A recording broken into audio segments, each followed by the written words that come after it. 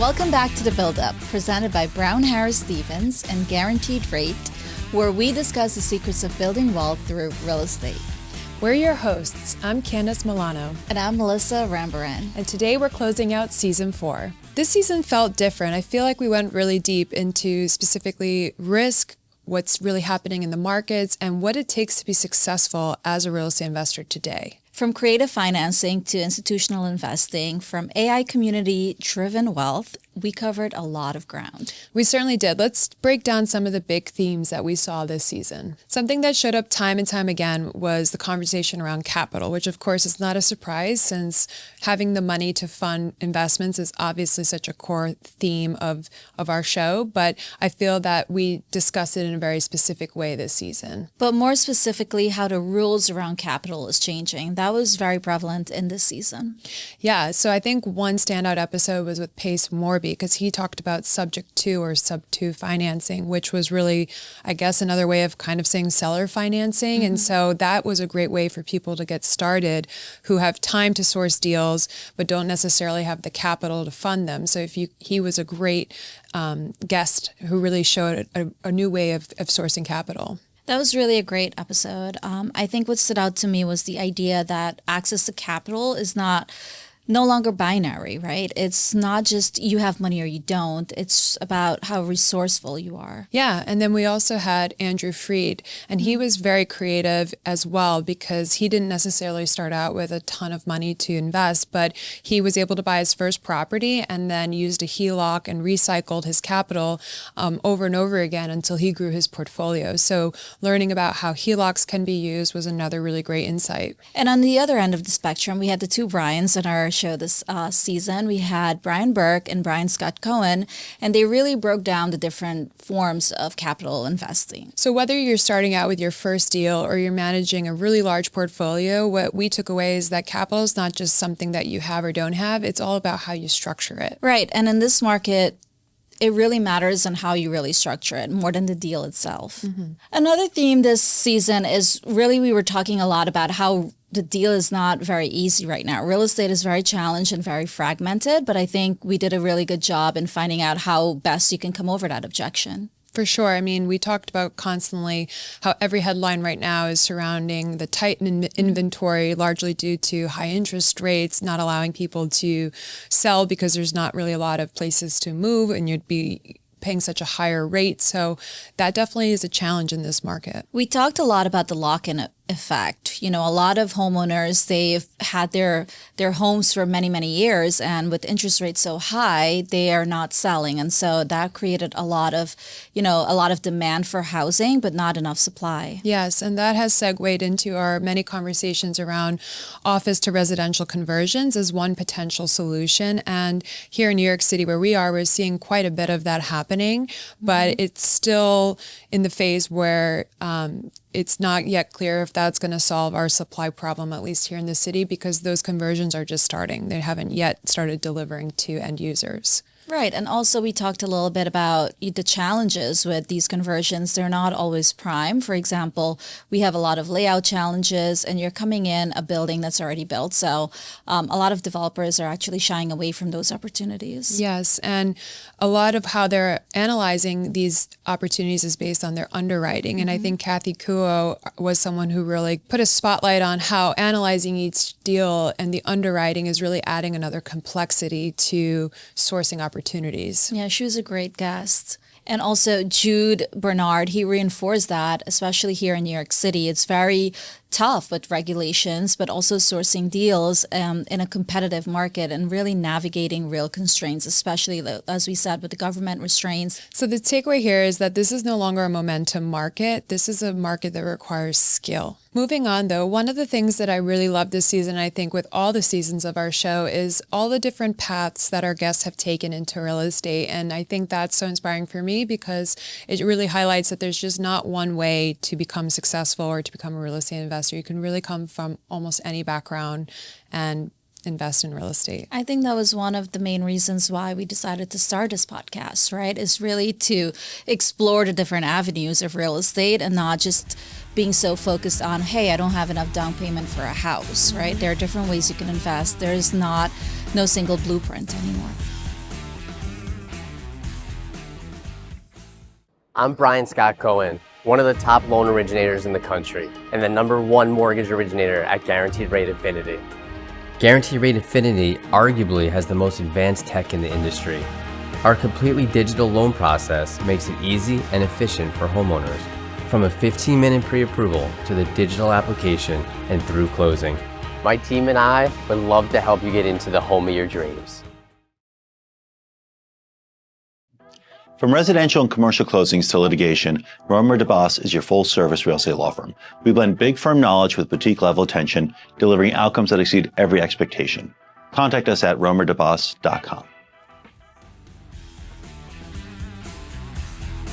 Yes, and one of the best examples of that was Henry Washington, because if you remember in his episode, he was like, I wasn't a real estate investor, but I just said that I was, because he's like, if I didn't believe it, no one else was going to believe it. He didn't really understand anything about investing when he made his first investment, but he has now grown to be a very successful one and have a very large portfolio. So he was such a inspiring story of someone who started not in the industry, not knowing anything, no capital, and here he is. So there's really no excuses. Yeah, that was a very good episode. It was really insightful in really believing in yourself, right? Like I know a lot of people are like, they kind of frown at the fake it if you fake it until you, what is that? Fake it until you make it. Fake it until you make it. But it really is important to really believe in yourself. And then to go back to Pace Morby, he's someone else who's really rewriting the rules of investing as someone who is sourcing deals without putting capital and doing subject to financing. Mm-hmm.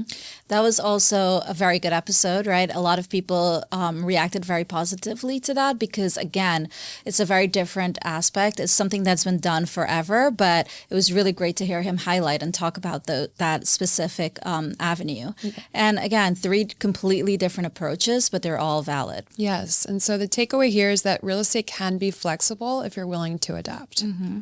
Okay, so let's talk about something that will surprise a lot of people, and that's the human element. Yeah, I think surprising only in that right now everyone wants to talk about AI, which we definitely did. We really explored how AI can make you more efficient in your protocols and in your business, but it doesn't replace the human element needed to be successful in real estate. 100%. And every guest, they all talked about the positives of AI, and there are many positives, but everyone came back to relationships. Yes. One guest in particular who highlighted the importance of relationships is Liz Faircloth. I mean, she's built an entire community around this, and if not for her community, it would be very difficult for her to empower other women, particularly to invest in real estate. Yeah, and even at the highest level of, capital raising, syndications, lending, it all comes down to trust. Yeah, that was a big shift for this season. Obviously, AI has been around for some time, but I feel that it really overlapped well with this season in that it's becoming more of a day-to-day. So what we're really seeing is that technology can accelerate and improve your deal flow and your investing, but it can't replace relationships. That's what's going to close deals. Yeah, but it's not just to close it, it's also to sustain it. Right. And then I think that another major theme that you and I both are very passionate about is purpose, because I think, making money is a main reason we're all here, but I think to have that added level of purpose behind what you do really makes everything much more meaningful, of course. Almost every guest on this season didn't just talk about making money. It was also more about making impact. Yes. And as I mentioned, Liz Faircloth, she has an entire community around empowering women investors. Which resonates a lot with us. Of course, purpose is very important to us, like you mentioned, and it's really what this podcast is about as well. It's what has driven us to start it, but also to continue to grow our network and community. Definitely. And I think Jude Bernard was another great example of that. He's very passionate about closing the wealth gap and bringing real estate education to underserved communities. Exactly, like the build-up. Wealth this season wasn't just about units or dollars. It was about access, education, and ownership. And that's a much bigger conversation. So when you zoom out, what was season 4 really about? For me, it was about adaptability. Yes, the ones that are successful right now are the ones who are able to pivot, adapt to new technologies, incorporate that into their businesses, find ways to source deals, find ways to find capital that's not overly expensive. I agree. I think that was a big part of it. I'd also say sophistication. I think the bar has been raised, and you really have to understand to get an edge. And finally, I would add intentionality. I think that none of these investors would be where they are today had they not had a very clear goal in mind. They were very intentional when they set out. Some of them fell into real estate, but you can hear very early on that it was a very thoughtful process to reach where they are today. And it requires a lot of hard work and dedication. And so I really respect that. And also it goes back to your purpose. So I think in closing, it's safe to say that this is a market where you really want to get educated, you want to be strategic, and you want to be focused. And if you can be those things, then all of our guests are proof that there's absolutely nothing stopping you or getting in your way of being a successful real estate investor. Agreed. Thank you for being a part of this season with us. Whether you've been listening from day one or you're just joining us, we really appreciate you being on this journey. If season 4 challenged the way you think about investing or pushed you to take action, share it with someone else who needs to hear it. And of course, don't forget to subscribe and leave a review. It helps us to bring more of these conversations to you. We're already working on season 5, and if this season was any indication, we're just getting started. Until next time, keep learning, keep building, and keep investing with intention. What do you really need to know about buying or selling a home? First, it's serious business, and it's complicated. There's a lot of money on the table, and emotion too. You need an agent who knows the ropes. So, whether you're buying or selling your home, work with professionals who have a mastery of the craft. This podcast is for informational purposes only and does not constitute tax, legal, or investment advice. For specific recommendations, please consult with your financial, legal, or tax professional.